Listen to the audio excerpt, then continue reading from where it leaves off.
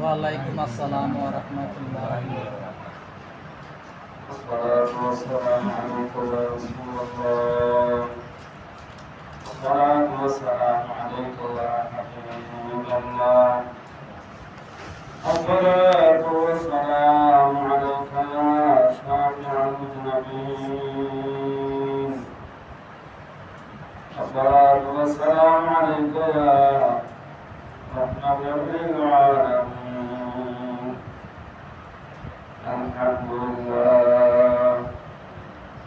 الحمد لله رب العالمين خالق السماوات والأرض. الصلاة والسلام على من كان نبيا وآدم بين الماء والطين. سيدنا محمد رسول الله صلى الله عليه وسلم وعلى آله وأصحابه وأهل بيته والناس أجمعين. أعوذ بالله من الشيطان الرجيم. بسم الله الرحمن الرحيم. ألا إن أولياء الله لا خوف عليهم ولا هم يحزنون الذين آمنوا وكانوا يتقون. صدق الله مولانا العظيم وصدق رسوله النبي الحبيب الكريم. قال الله تعالى في لسان حبيبه ومحبوبه ومعشوقه مخبرا وآمنا إن الله وملائكته يصلون على النبي يا أيها الذين آمنوا صلوا عليه وسلموا تسليما. صل على سيدنا مولانا محمد وعلى آل سيدنا مولانا محمد. اللهم صل على سيدنا مولانا محمد وعلى آل سيدنا مولانا محمد. الله তুমি দয়া করো নাসিব করো মদিনা। আল্লাহ তুমি দয়া করো নাসিব করো মদিনা। নবীকে নাতে গাইয়া নবীকে নাতে গাইয়া কবর দেশে নিও না। আল্লাহুম্মা সাল্লি আলা সাইয়্যিদিনা মাওলানা মুহাম্মদ ওয়া আলা আলি সাইয়্যিদিনা মাওলানা মুহাম্মদ। লা ইলাহা ইল্লাল্লাহ লা ইলাহা ইল্লাল্লাহ লা ইলাহা ইল্লাল্লাহ লা ইলাহা ইল্লাল্লাহ লা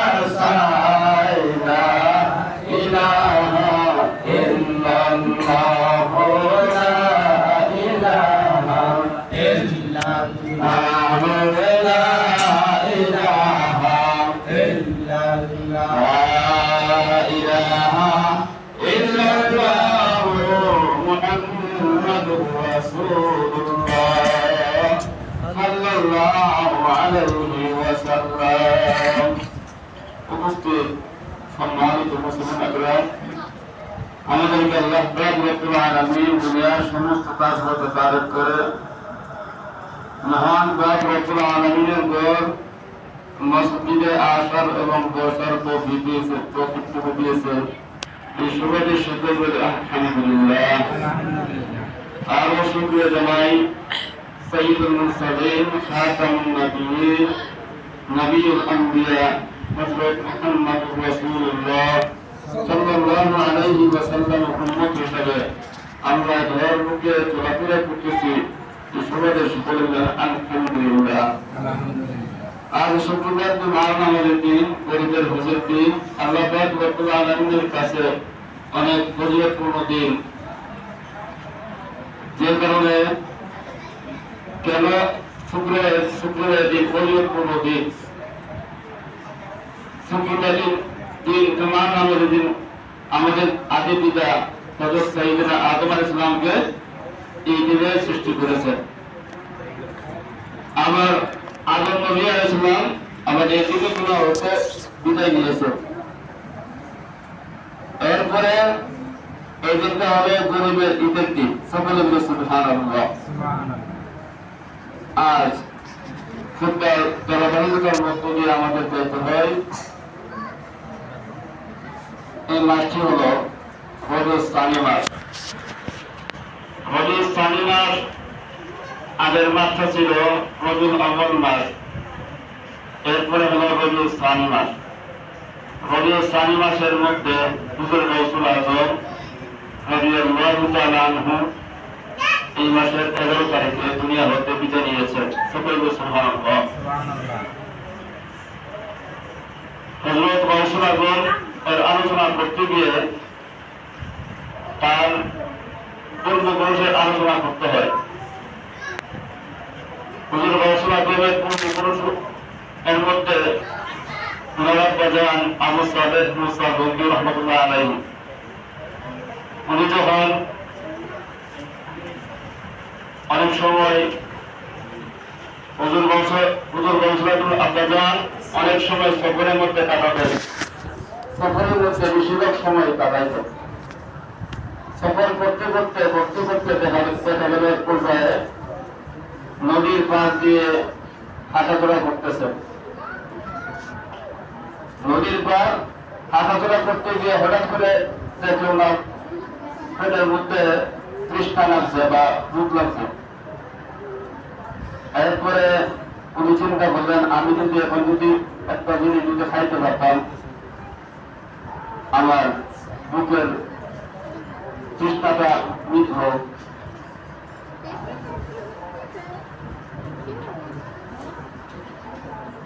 তো উনি যখন চিন্তা ভাবনা করলেন চিন্তা ভাবনা করার পরে উনি দেখলেন নদীর পার দিয়ে তো উনি হাঁটতেছেন 3 দিনের উপবাস উনি হাঁটতেছেন কে বরিশালের আব্বাজান নাম কি আবু সালেহ মুসা জঙ্গি রহমাতুল্লাহ আলাইহি উনি যখন হাঁটতেছেন ছায়া দেখেন ওনার নদীর পার দিয়ে একটি আনার ফল ভাসতেছেন সকলে সুবহানাল্লাহ এটা হলো আল্লাহর ওলির আলোচনা হাদিসের মধ্যে আছে যিকরুল আম্বিয়া মিনাল ইবাদাতি ওয়া যিকরুস সালিহিন কাফারা জুমার দিন হোক আর ওয়াজ মাহফিলের দিন হোক আল্লাহর নবী করে আলোচনা করা হলে গুনাহ মাফ হয় আর আল্লাহর ওলি করে আলোচনা করলে গুনাহের পাপ করা হয় সকলে সুবহানাল্লাহ এই মাসটা যেহেতু রবিউল সানি মাস হুজুর ঘোষণা করুন এই বিদায়ের মাস এই জন্য আলোচনাটা করতে হইতেছে আমাদের আল্লাহ পাক রব্বুল আলামিন হুজুর ঘোষণা এই জিনিসটা বুঝার তৌফিক দেন সকলে বলে আল্লাহুম্মা আমিন যে কথা বলতেছিলাম হুজুর ঘোষণা আব্বাজান নদীর পার দিয়ে হাঁটতেছেন হাঁটার পরে ছায়া দেখে একটি আনার ফল বাঁচতেছেন। উনি চিন্তা করলেন আমার পেটের মধ্যে ভুক লাগছে, আমার খানা পিনা করা দরকার।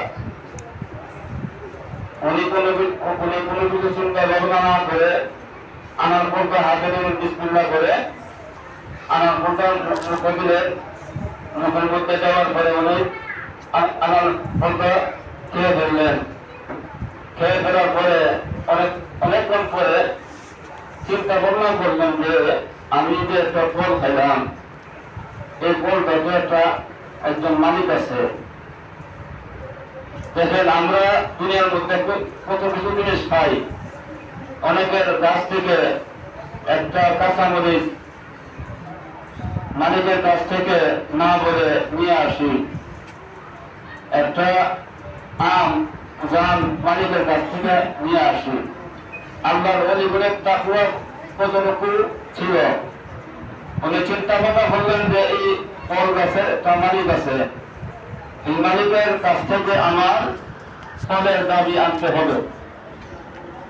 উনি যখন ফলের দাবি আনার একটা চিন্তা ভাবনা করলেন, উনি চিন্তা ভাবনা করে দেখে 3 দিন রাস্তার পর উনি হাঁটতেছেন। ফলটা যেদিক থেকে আসছে এদিকে দিকে যাইলেন। যাওয়ার পরে যাইতে যেতে 3 দিন ফল হাঁটছেন। হাঁটার পরে একটা লোককে পাইলেন, আমার ভাই তুমি বলো তো আনার ফল তার বাড়ির মধ্যে আছে, আনার ফল তার বাড়ির মধ্যে আছে। এই লোকটি বলল যে একজন আল্লাহর ওলি, আল্লাহর খাস বান্দা ওই আবু সালেহ মুসা রঙ্গি রহমতুল্লাহ আলাইহির বাড়ির মধ্যে আনার ফল গাছ আছে। সকলে সুবহানাল্লাহ। এই আনার ফল গাছ এর মালিকের কাছে গেলেন। যাওয়ার পরে বললেন, হে আল্লাহর বান্দা, আপনার গাছ থেকে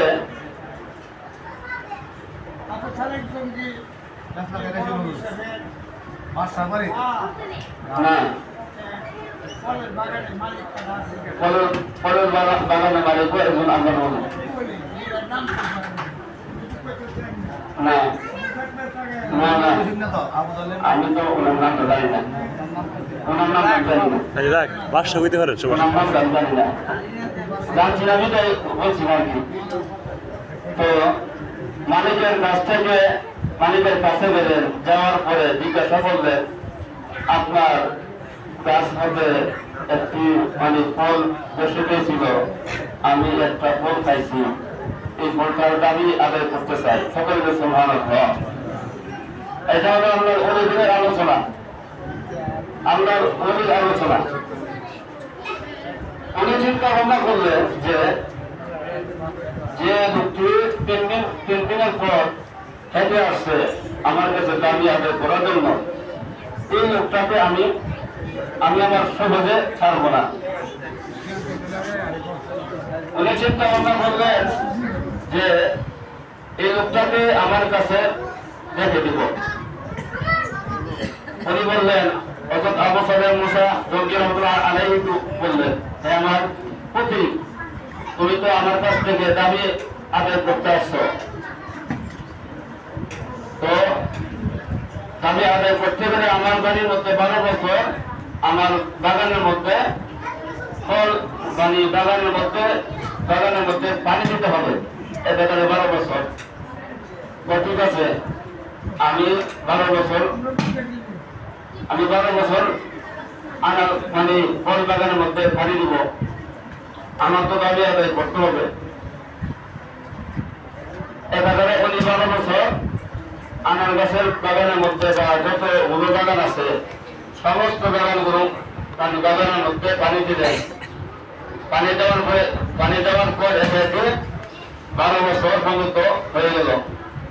12 বছর যাওয়ার পরে উনি বললেন, যে আমার মালিক, আমি তো আপনার কাছে, আপনি বলছিলেন 12 বছর পানি ইয়ে করার জন্য, বাগানের মধ্যে পানি দেওয়ার জন্য, আমার তো 12 বছর হয়ে গেছে, তো আমাকে এখন দাবি আদায় করে বিদায় দেন। উনি চিন্তা ভাবনা করলেন এই লোকদের সাথে আমার আত্মীয় করতে হবে, বুঝলেন? চিন্তা ভাবনা করলেন এই লোকটার সাথে আমার আত্মীয় করতে হবে। এই লোকটাকে বললেন আমার সাথে মোসার বন্ধুকে বললেন, আমার প্রতি আমি তোমার দাবি আদায় করব, আমার একটা শর্ত আছে। শর্ত কি? আমার একটা কন্যা সন্তান আছে, কন্যা সন্তানকে বিবাহ করতে হবে। এই কন্যা সন্তানের 3টা দোষ আছে। কয়টা দোষ? 3টা দোষ আছে। 3টা দোষের মধ্যে একটা দোষ হলো আমার এই কন্যা সন্তান চোখে দেখে না। দ্বিতীয় দোষ হলো আমার কন্যা সন্তান হাঁটতে জানে না। তৃতীয় দোষ হলো আরেকটা দোষের নাম কি? কথা বলতে পারে না, কথা বলতে পারে না।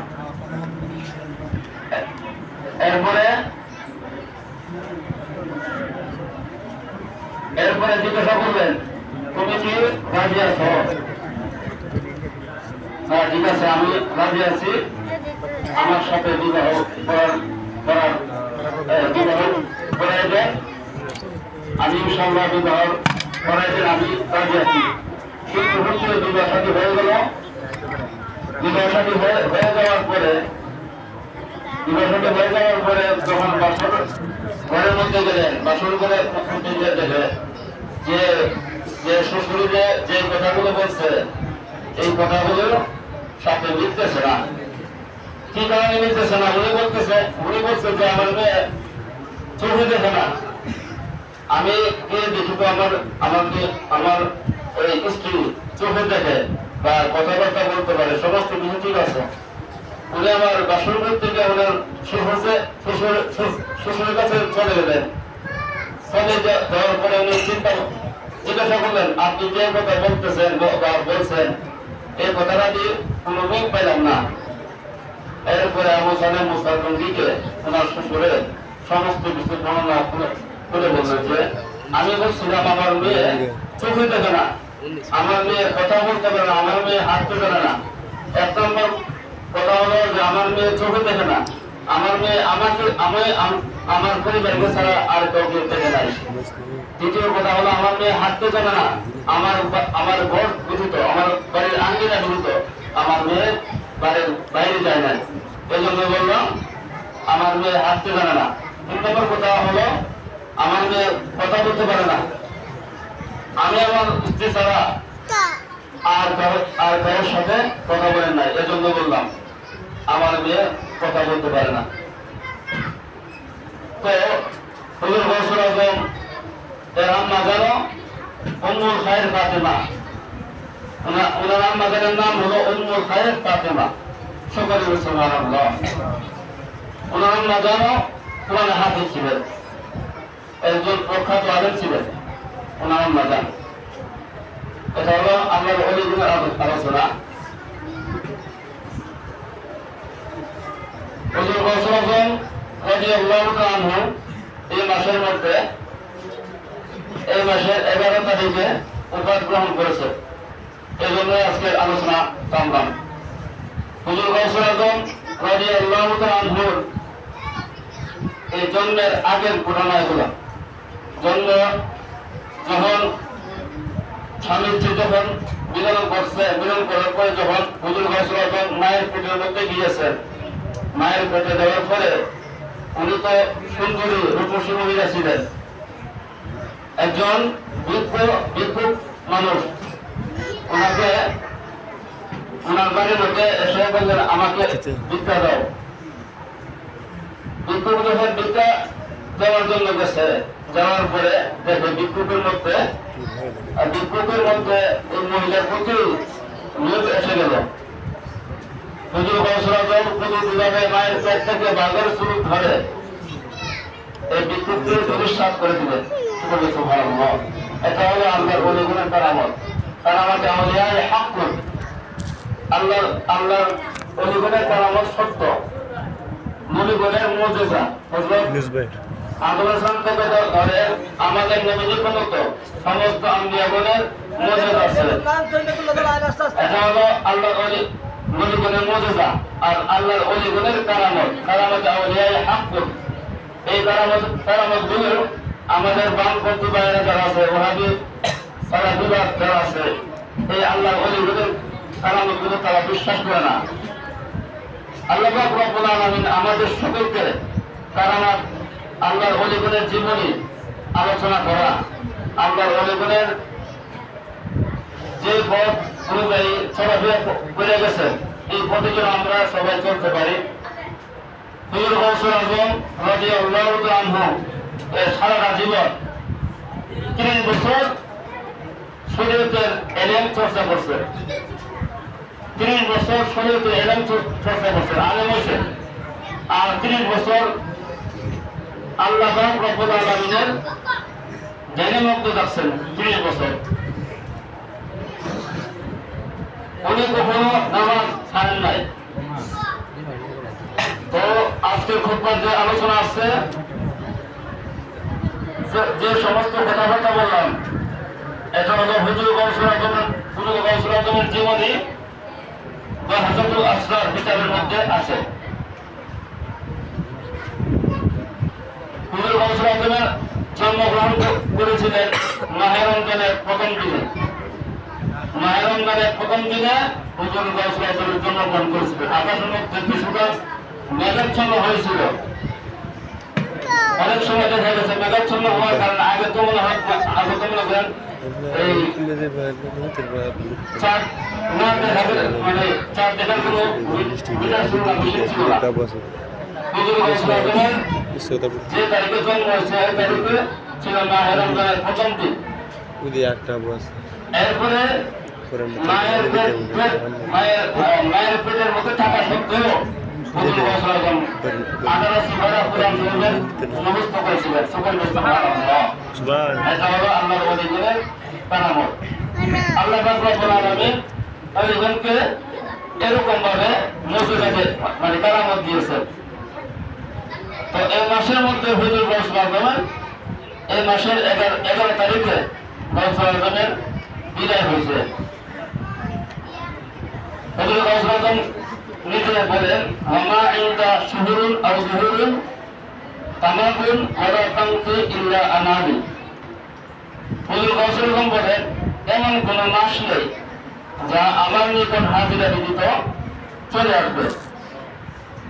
এমন কোন মাস নেই হুজুর গৌসুল আজমের দরবারে হাজিরা না দিয়ে সূর্য উঠে বা চাঁদ উঠে।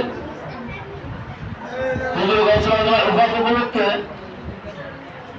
উপলক্ষে উরুসে ফাতিহা যে ব্যক্তি আদায় করবে, 11 শরীয়ত পালন করবে, এতে অনেক বরকত রয়েছে। আর ফাতিহানি বা উরুসে ফাতিহা ইয়াজ গ্রহণ করা হয়, এতে দুনিয়াবি ও আখিরাতের অনেক সফল কাম হয়ে থাকে। সকল সুবহানাল্লাহ। আমরা হুজুর গৌসুল আজমের তরিকা নিয়ে চলাফেরা করি। আমাদের তরিকা হলো কাদরিয়া তরিকা। আমাদের তরিকা কি? কাদরিয়া তরিকা। আমরা কাদরিয়া তরিকার মধ্যে আমরা আছি। কাদরিয়া তরিকার একটা আমল হলো, আমরা এই আমলটা সবসময় করার চেষ্টা করি। কাদরিয়া তরিকার আমল হলো মাসের মধ্যে 1 তারিখ বা 3 তারিখ বা 5 তারিখ বা 7 তারিখ 11 তারিখের মধ্যে যারা পারি সালাতুল গাউসিয়া নামাজ আদায় করবে। ওই রাত্রে আল্লাহ পাক রব্বুল আলামিনের দরবারে চাইবেন, আল্লাহ পাক রব্বুল আলামিন তার বান্দার মনের বাসনা আল্লাহ পাক রব্বুল আলামিন পূরণ করে দিবেন। সুবহানাল্লাহ। তো অল্প সময় আল্লাহ পাক রব্বুল আলামিন আমাদের সকলকে হুজুর গৌসুল আজমের জীবনী বা আসসালামু আলাইকুম। মোল্লা সাহেবের বেতনের টাকাটা চুপচাপ দেওয়া লাইন, আমাদের টাইম হইতে পারবা।